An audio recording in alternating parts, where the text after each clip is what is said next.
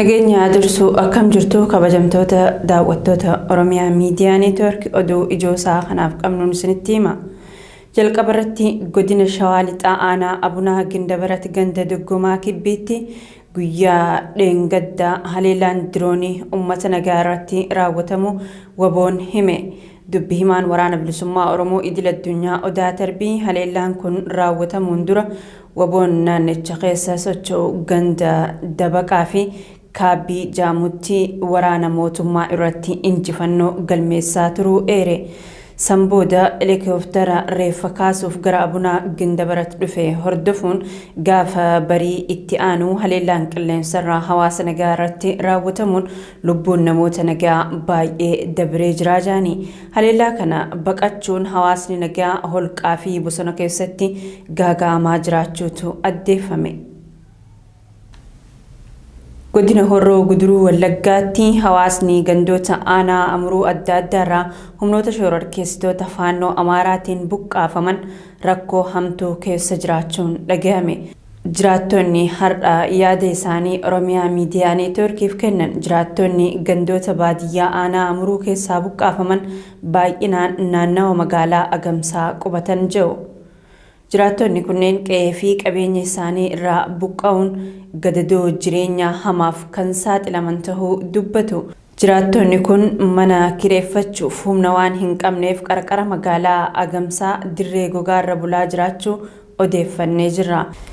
Gandoota aanaa amuruu keessaa gandoonni akka Jaaboo Doobbaan, Wallii Luqmaa, Illamuu Sammoo, Migir Jawajaa, Guuboo Sirbaa fi Haroo Guddinaa gandoota baay'inaan jiraattonni irraa buqqa'aniidha jiru.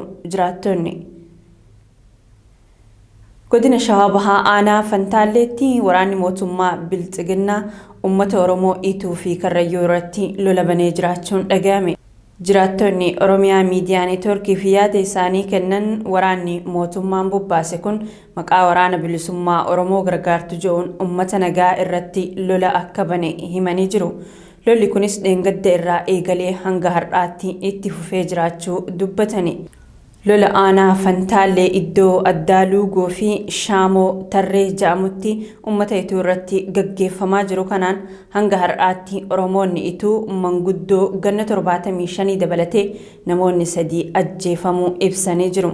Hedduunis madaa'uu jiraattonni dubbatani. Duguggaan sanyii Oromoo fi Oromiyaa irratti raawwatamaa jiru akka dhaabbatu fooramiin waldaalee Oromoo gaafate. Fooramiin waldaalee Oromiyaa sadarkaa addunyaa ibsa baaseen mootummaan gocha Oromoo fi Oromiyaa irratti raawwataa jiru akka dhaabu yaamicha dhiyeessee jira.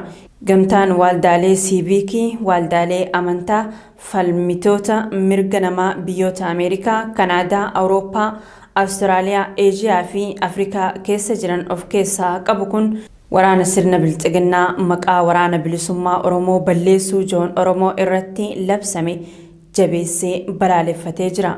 Abiy Ahmed qabsoo Oromoo dahoo godhatee erga aangootti dhufe eegalee waraana Oromoo irratti labsame kanaan ajjeechaa suukanneessaan hidhaa fi dararaan Oromiyaa keessatti hammaataa adeemuu isaas dabalee yaadachiiseeti jira. Ibsi fooramii waldaalee Oromiyaa sadarkaa addunyaa kun. Ijoo keenya xumuraatiin waldaan hawaasa Oromoo Minisoota miidhamni Oromoo fi Oromiyaa ija addunyaa jalaa akka dhokatuuf mootummaan Itiyoophiyaa burjaajii uumaa jira jedhe. Waldaan hawaasa Oromoo Minisoota haala yeroo Oromiyaa keessa jiru ilaalchisuun ibsa baaseen mootummaan Itiyoophiyaa deeggarsi namoomaa kaaba biyyattiif akka taasifamuuf hayyamuu olola jedhuun maqaa waraana bilisummaa Oromoo haleeluu jedhuun uummata Oromoo irratti ifaan ifatti lola banee jira jedhe. Hawaasni Oromoo Minisoota karaa danda'ame kamiinuu gocha duguggaa sanyii mootummaan Itiyoophiyaa yeroo ammaa kana uummata Oromoo fi Oromiyaa irratti labse kana cimsee akka mormu jabeessee hima.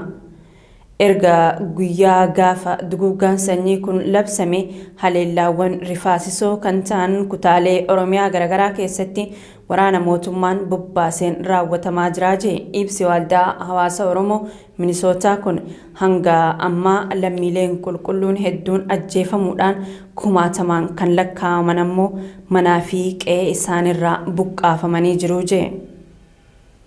Tolee kabajamtoota daawwattoota Oromiyaa Miidiyaa Neetwork oduun ijoon ammaaf qabannee dhiyaanne isaan gaammaatti daawwachaa turtan kana fakkaata. Babal'ina oduu kanneenii oduu keenya idilee galgalaa keessaa argattuu gama kiyyaan nagaatti isiniin jechaa qophiilee OMN tanneen afaan hordofaa.